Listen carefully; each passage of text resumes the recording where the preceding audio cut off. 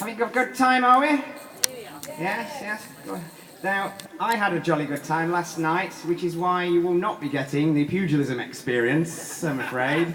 So I'm going to do a little reading instead, so an anecdote about our monster hunting experiences, so I do hope you like that. For those of you who heard this before, you may have heard it yesterday, tough luck, I'm doing it again. So, my able assistant here, First Corporal Ash, is going to assist with sound effects. So we shall see how this goes. Right. Is it on? Yes, right. It's all going to plan. Nobody panic. It's fine. Right. Here we go. You ready, Corporal? Got a good chance. Right, off we go then. Well, it was a pleasant summer's day as we walked in the relative cool of the tree canopy high above the village of Cryche, or as Lady Bell likes to call it, Crap Beamish. But anyway, the ladies had gone on ahead of us somewhat, leaving us three chaps to wander idly behind them towards a stoutly built wooden bridge that crossed a dry stream bed strewn with rocks.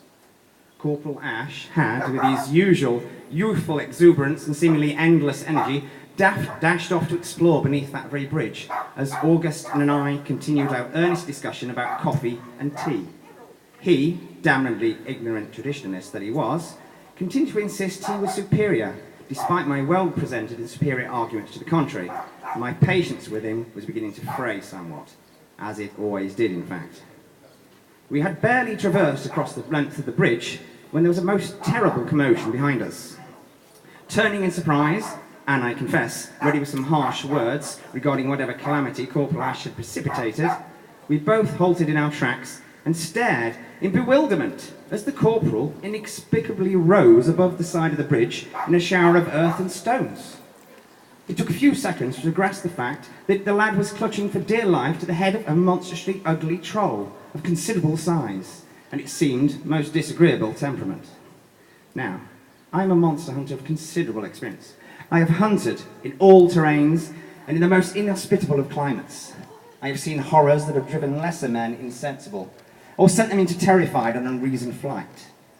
Yet, I am not ashamed to say that even I was taken aback to see the young corporal desperately clutching onto a large troll's ears as it rose from the ground, its hide crackling, fizzing and smoking madly in the speckled sunlight filtering through the trees, with its small, malicious black eyes doing things. There we go. Its small, malicious black eyes, put back on track. I think I got away with that, Corporal. Yes. Wildly beneath its heavy brow. Seamless. Absolutely seamless there. Anyway, even the most stupid of trolls will not venture out into sunlight, even beneath a heavy tree canopy, as it is well known to them, as it is to any half-wit Welshman, getting the locals in there, that trolls calcify and turn into stone in full daylight. Yet here it was, complete with a reluctant and uncomfortable-looking young man perched precariously upon its head. I swiftly recovered my wits, and immediately reached for my trusty 41 volcanic pistol with a calm and well-practiced cross-belly draw, only to realise almost immediately that the damnable thing was full of standard ammunition that was no use whatsoever against such a creature. A troll's hide is simply too tough and thick to be breached by standard issue ammunitions. I may as well use a pea shooter or resorted to a small knife for the cutting of fruit. Cursing my poor luck, I shouted for August, who, true to form, had been stood, slack-jawed and gaping, to distract the beast as it began twisting and turning, trying to dislodge the unfortunate corporal from its foul head. To be fair to August, if I really must, he shook himself from his insensibility and began whooping and waving his arms in a most irritating manner, shouting "Oi, trolley," or some such inane phrase over and over again, as he capered about on the bridge like a drunken marionette. Rolling my eyes at August's ludicrous, yet I confess effective, distractions, I swiftly twisted the underbarrel magazine of the volcanic and ejected the standard 41 cartridges onto the path, and began loading the special gun-cotton rounds perfected by Professor Septimus, one by one, as I stepped back onto the bridge. 1, 2, 3. Oi, trolley, trolley, troll! 4. I shouted superly encouraging words to Corporal Ash to hang on, as the safest to be at the present time was, incredible as it seemed, atop the beast's head, and pushed more explosive shells into the spring-loaded magazine. 5, 6, woo-hoo-wee-hee, 7. The troll, meanwhile, had overcome its initial surprise at August's baffling display of tomfoolery, and roared loudly as it prepared to advance on the unfortunate buffoon, taunting it upon the bridge.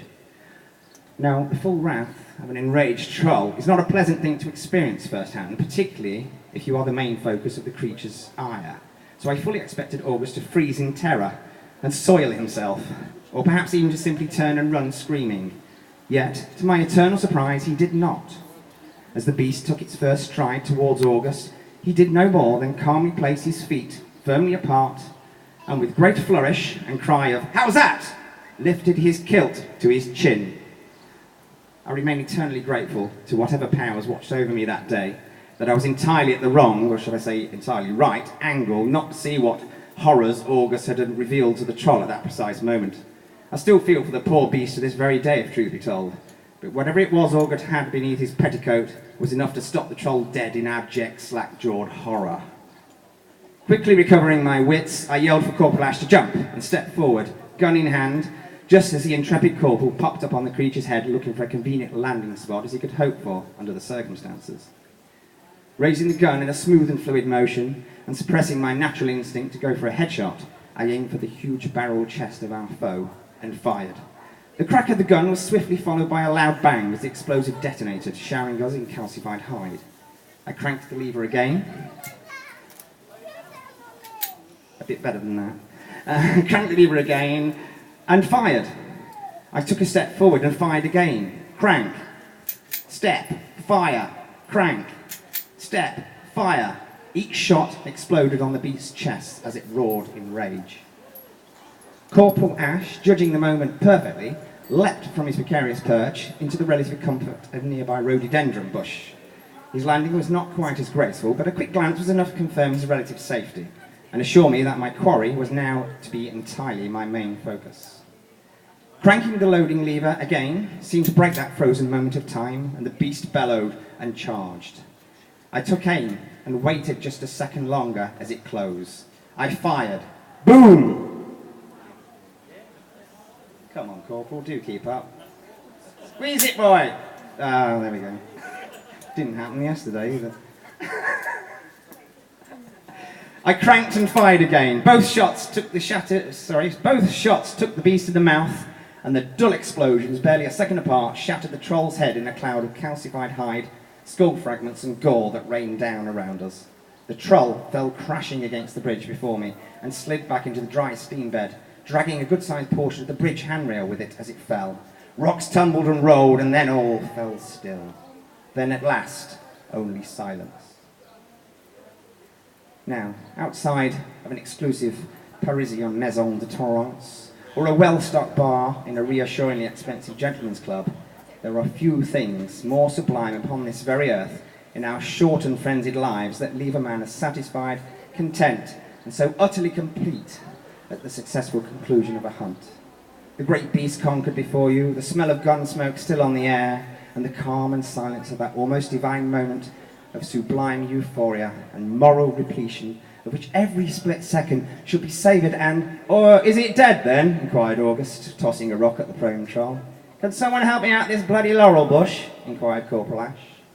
"It's a rhododendron," I corrected him as I wiped the greenish gore from my clothes. "And don't curse." It was fortunate I'd taken Crothers' advice that day and wore the leather tunic. Thank you, ladies and gentlemen. You enjoyed that? As you can see, the corporal survived quite well, and he's since been promoted yesterday, so he's now first corporal. So, for services to hanging on to troll's ears. Well done, boy. Yes, there we go. Thank you very much.